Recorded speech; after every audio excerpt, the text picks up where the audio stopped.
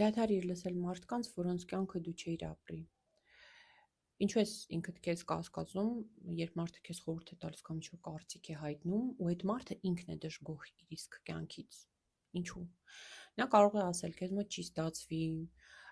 կարող է ասել՝ մի արա, մի գնա այդ քայլին, մի գնա այդ ռիսկին, յաման, նես դու սենց, նես դու ունես, նես, հա։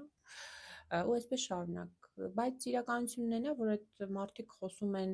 ուղղակի արտահայտում են իրենց վախերը եւ յուրաքանչյուր իրավիճակի նկատմամբ ձևավորում են կարծիք,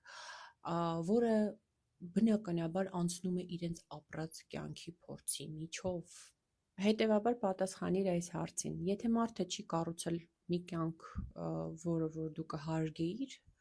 արդյոք պետք է լսես նրա կարծիքը։ Սկսիր ֆիլտրել մարդկանց, որովհետև դու եթե չֆիլտրես, կշարունակես ապրել պարզապես ուրիշի կյանքով եւ ուրիշի թելադրանքով։